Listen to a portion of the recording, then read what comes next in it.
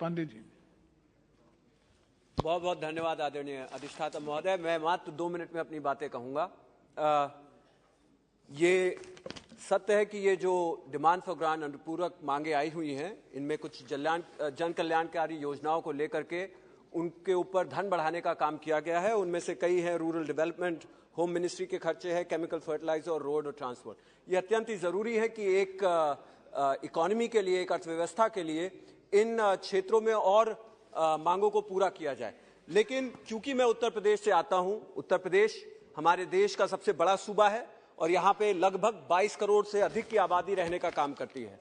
जायज सी बात है कि यहाँ पे नौजवानों के मुद्दों को लेकर के नौजवानों की बहुत ही सारी अपेक्षाएं हैं अपने रोजगार को लेकर के, खास तौर से फाइनेंस मिनिस्ट्री से और इस सरकार से भी। मैं यहाँ पे ये बताना चाहता हूं और कुछ आंकड़े मैं यहाँ पे पेश करना चाहता हूं।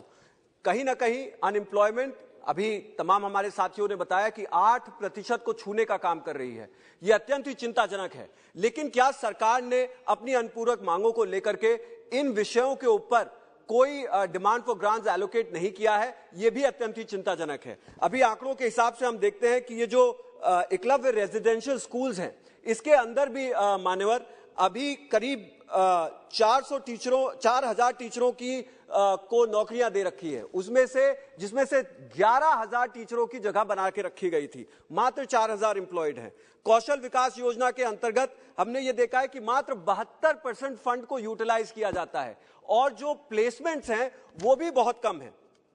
जो इस स्कीम के अंदर जो दूसरे पॉइंट पे ये स्कीम आई थी, उसमें 90 लाख लोगों में से मात्र 20 लाख लोगों को नौकरियां मिल पाई, प्लेसमेंट मिल पाए। और जो इसका थर्ड फेज आया था, उसमें 4 लाख लोगों को ट्रेन किया गया और मात्र 30,000 लोगों को नौकरियां मिल पाई।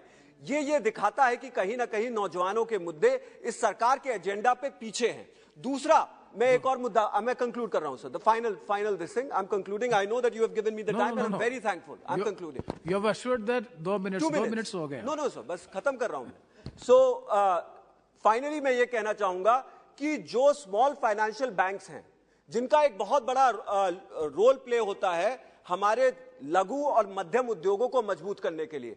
हमारे देश में 1,07,000 लघु और मध्यम उद्योग पंजीकृत है, यानी कि रजिस्टर्ड है।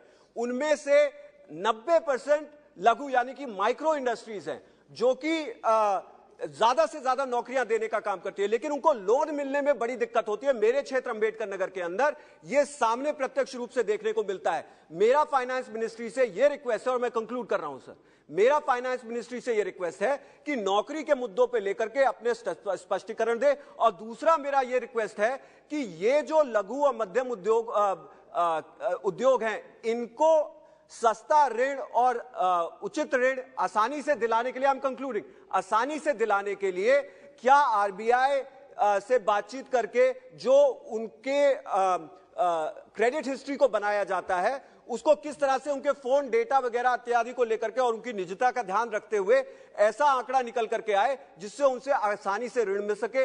इसके लिए फाइनेंस मिनिस्ट्री आगे क्या करेगी, इस पर भी प्रश्न करता हूं। बहुत बहुत धन्यवाद। बहुत बहुत धन्यवाद श्री अमर सिंह जी। थैंक यू सभापति जी, रियली